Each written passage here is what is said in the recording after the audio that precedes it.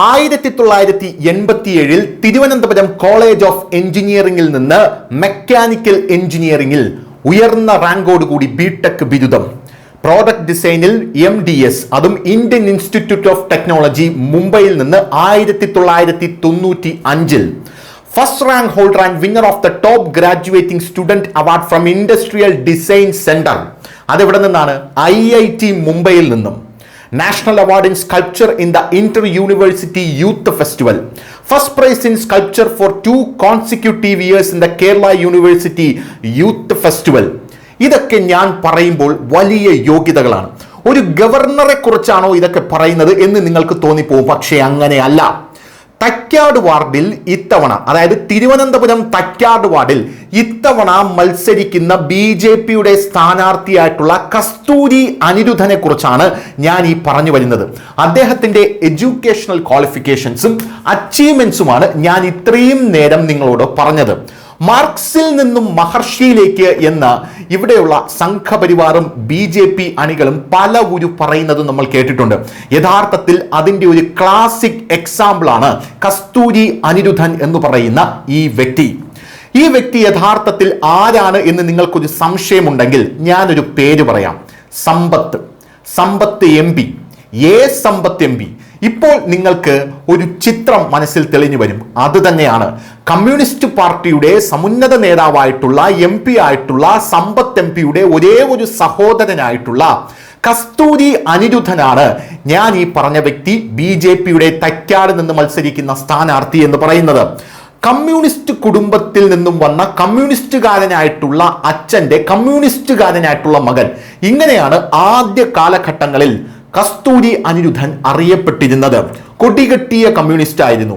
SFIയുടെ വലിയ നേതാവായിരുന്നു. പക്ഷേ അപ്പോഴെല്ലാം തന്നെ SFIയുടെ യാതൊരുവിധ പ്രവർത്തന പാരമ്പര്യവും അദ്ദേഹം പേറിയിരുന്നില്ല എന്നുള്ളത് അദ്ദേഹത്തിൻ്റെ ആ ഒരു ആറ്റിറ്റ്യൂഡിൻ്റെ ഏറ്റവും വലിയ ഗുണമാണ്.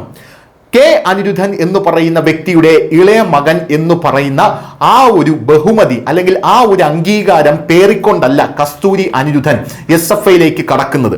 ചെറിയ തലത്തിൽ നിന്ന് പ്രവർത്തിച്ചു തുടങ്ങി എഞ്ചിനീയറിംഗ് ബിരുദം കഴിഞ്ഞ് SFI യൂണിറ്റ് സെക്രട്ടറി ആയിട്ടാണ് അദ്ദേഹം നിലനിന്നിരുന്നത്. ശേഷം കോളേജ് യൂണിയൻ ചെയർമാനായി അദ്ദേഹം മാറുകയായിരുന്നു. അതിനുശേഷം എപ്പോഴാണ് അദ്ദേഹത്തിന് ഈ ഒരു വമ്പൻ പൊളിറ്റിക്കൽ ഷിഫ്റ്റ് ഉണ്ടായത് എന്ന് നിങ്ങൾ ആലോചിക്കുന്നുണ്ടായിരിക്കും. അത് വന്നത് അദ്ദേഹത്തിന്റെ ഭാര്യ കുടുംബത്തിൽ നിന്നാണ്. തികച്ചും ഒരു അനുഗ്രഹം എന്ന് മാത്രമാണ് അദ്ദേഹം ഇതിനെക്കുറിച്ച് എപ്പോഴും വിശേഷിപ്പിക്കുന്നത്. അദ്ദേഹത്തിന്റെ ഭാര്യ ലളിതയുടെ കുടുംബ പശ്ചാത്തലമാണ് അദ്ദേഹത്തെ ആത്മീയതയിലേക്ക് നയിച്ചത് എന്നുള്ളതാണ് അദ്ദേഹം തന്നെ പറയുന്ന കാര്യം. ഭാര്യയുടെ മുത്തച്ഛനായിട്ടുള്ള നാരായണ അയ്യർ ആധ്യാത്മിക തലത്തിൽ അഗാധമായിട്ടുള്ള പാണ്ഡിത്യമുള്ള ഒരു വ്യക്തിയായിരുന്നു. അദ്ദേഹത്തിന്റെ ആധ്യാത്മിക തത്വചിന്താ മേഖലകളിലായി എഴുതിയ 12ഓളം പുസ്തകങ്ങൾ വായിച്ച് പരബ്രഹ്മത്തെ അറിയാനുള്ള അനിരുദ്ധന്റെ ആ വലിയൊരു നീക്കം അല്ലെങ്കിൽ ആ വലിയൊരു ഉദ്യമം വിജയം കണ്ടു എന്ന് വേണം പറയാൻ. അവിടെ നിന്നുമാണ് മാർക്സിൽ നിന്ന് മഹർഷിയിലേക്കുള്ള അദ്ദേഹത്തിന്റെ ഒരു വമ്പൻ ഷിഫ്റ്റ് ഉണ്ടായിരിക്കുന്നത്.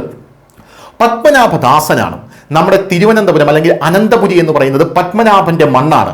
പത്മനാഭനെ ഇത്രയധികം അകമഴിഞ്ഞ് സ്നേഹിക്കുന്ന അല്ലെങ്കിൽ പത്മനാഭനോട് ഇത്രയധികം ഭക്തി വെച്ച് പുലർത്തുന്ന മറ്റൊരു വ്യക്തി തിരുവനന്തപുരത്തുണ്ടോ എന്ന് തോന്നിപ്പോകുന്ന രീതിയിലാണ് അദ്ദേഹത്തിന്റെ പത്മനാഭനോടുള്ള കൂറ് എന്ന് പറയുന്നത്. ആ മനുഷ്യനാണ് ഇത്തവണ തൈക്കാട് നിന്ന് മത്സരിക്കുന്നത് എന്നുള്ളത് മറ്റൊരു പ്രധാനപ്പെട്ട കാര്യമാണ്. ഇനി അനിരുദ്ധനെ പറ്റി പറയുകയാണെങ്കിൽ മറ്റ് ചില അദ്ദേഹത്തിന്റെ അച്ചീവ്മെന്റ് കൂടെ പറയണം. അത് പറയുമ്പോൾ യഥാർത്ഥത്തിൽ തൈക്കാടുകാർക്ക് എത്രത്തോളം വലിയൊരു വ്യക്തിത്വത്തെയാണ് ലഭിച്ചിരിക്കുന്നത് എന്ന് കൃത്യമായി മനസ്സിലാകും. നമ്മളെല്ലാവരും ഈ ടോയ്ലറ്റ് എന്ന് കേട്ടിട്ടുണ്ട്. ആരാണ് ഇത് കണ്ടുപിടിച്ചത്? തൈക്കാട് വാർഡിൽ നിന്ന് മത്സരിക്കുന്ന അനിരുദ്ധന്റെ സമൂഹത്തിന് വേണ്ടിയുള്ള സംഭാവനയാണ് ഈ ടോയ്ലറ്റ് എന്ന് നമ്മൾ മനസ്സിലാക്കണം. ഈ ടോയ്ലറ്റ് മാത്രമല്ല, checking deposit electronic machine, KSRTC portable billing counter, best ticket design, Thekkady tourism kiosk, circular fluorescent lab, ഇതെല്ലാം തന്നെ അദ്ദേഹത്തിന്റെ വലിയ സംഭാവനകൾ, അതായത് സമൂഹത്തിന്റെ വലിയ സംഭാവനകളാണ്. പക്ഷെ അദ്ദേഹത്തോട് ചോദിച്ചാൽ ഇതൊന്നും വലിയ സംഭാവനകളല്ല, മറിച്ച് ഇതെല്ലാം എളിയ സംഭാവനകളാണ് എന്നാണ് കസ്തൂരി അനിരുദ്ധൻ അപ്പോഴും പറഞ്ഞുകൊണ്ടിരിക്കുന്നത്. അമ്മയ്ക്ക് ഹൃദയ സംബന്ധമായിട്ടുള്ള അസുഖം ബാധിച്ചതിനെ തുടർന്ന് 2000 തിരുവനന്തപുരത്ത് അദ്ദേഹം തിരിച്ചെത്തി. ശേഷം ഇൻഡസ്ട്രിയൽ ഡിസൈൻ കൺസൾട്ടൻസി എന്ന ചെറുകിട വ്യവസായം ആരംഭിച്ചു. രാജ്യത്തെ ആദ്യ automatic cheque payment machine design ചെയ്തത് ഈ സ്ഥാപനമാണ്. ആ സമയത്താണ് അച്ഛൻ അനിരുദ്ധൻ പക്ഷാഘാതത്തെ തുടർന്ന് കിടപ്പിലായത്, അല്ലെങ്കിൽ അദ്ദേഹത്തെ ആശുപത്രിയിൽ പ്രവേശിപ്പിച്ചത്. ഏതാനും മണിക്കൂറുകൾ മാത്രമേ ആയുസുള്ളൂ എന്ന് ഡോക്ടർമാർ വിധി എഴുതിയ അച്ഛൻ വീണ്ടും 8 വർഷം ജീവിച്ചത് പത്മനാഭന്റെ ഒരൊറ്റ കൃപ കൊണ്ടാണ് എന്നാണ് ഇപ്പോഴും കസ്തൂരി അനിരുദ്ധൻ വിശ്വസിക്കുന്നത്. അങ്ങനെ അദ്ദേഹം പത്മനാഭ സ്വാമിയുടെ അകമഴിഞ്ഞ ഭക്തനായി. അതോടെ ശ്രീ പത്മനാഭന്റെ ഭക്തനായ അദ്ദേഹം ശ്രീ പത്മനാഭ സ്വാമി ക്ഷേത്രത്തിലെ നിത്യ സന്ദർശകനായി. ക്ഷേത്രത്തിൽ 500 ദിവസം തുടർച്ചയായി നാമജപ പരിക്രമത്തിൽ പൂർണ്ണമായും പങ്കെടുത്ത് വലിയൊരു നേട്ടവും അദ്ദേഹം കൈവരിച്ചു. 18 വർഷം തുടർച്ചയായി എല്ലാ ഞായറാഴ്ചയും 2 വർഷമാണ് സത്സംഗം നടന്നത്. പോരാത്തതിന് അഴിമതിക്കും കള്ളപ്പണ നിക്ഷേപത്തിനുമെതിരെ ഗാന്ധിയൻ അണ്ണാ ഹസാരെ ഡൽഹി രാംലീല മൈതാനത്ത് നടത്തിയ നിരാഹാര സമരത്തോട് ഐക്യദാർഢ്യം പ്രഖ്യാപിച്ച് തിരുവനന്തപുരത്ത് നടത്തിയ നാമജപ ഘോഷയാത്രയിൽ പങ്കെടുത്തതോടെയാണ് അദ്ദേഹം ഹിന്ദു സംഘടനകളുമായി അടുക്കുന്നത്. കേന്ദ്രത്തിൽ നരേന്ദ്രമോദി അധികാരത്തിൽ വന്നതും കേന്ദ്ര സർക്കാരിന്റെ പ്രവർത്തനങ്ങളും അദ്ദേഹത്തെ വളരെയധികം സ്വാധീനിച്ചു എന്നുള്ളത് മറ്റൊരു പ്രധാനപ്പെട്ട കാര്യമാണ്. ഈ ടോയ്ലറ്റ് മാത്രമല്ല കസ്തൂരി അനിരുദ്ധന്റെ സംഭാവനകളിൽ മികച്ചത്. ചെക്ക് ഡിപ്പോസിറ്റ് ചെയ്താൽ റെസിപ്റ്റ് ഒന്നും തരാത്ത പെട്ടിക്കടകളാണ് ബാങ്കുകളിൽ മുന്നിൽ ഇപ്പോഴും നിങ്ങൾ കാണുന്നതെങ്കിൽ 2004 തന്നെ ചെക്ക് ഡിപ്പോസിറ്റ് ചെയ്യാനുള്ള ഇലക്ട്രോണിക് ഉപകരണം കസ്തൂരി ഡിസൈൻ ചെയ്തിരുന്നു. ചെക്കിലെ MICR റീഡ് ചെയ്ത ശേഷം നിങ്ങൾക്ക് ചെക്ക് നമ്പർ, തീയതി എന്നിവയടങ്ങിയ പ്രിന്റ് റെസിപ്റ്റ് ലഭിക്കുന്ന സംവിധാനമാണ് കസ്തൂരി ഡിസൈൻ ചെയ്തത്.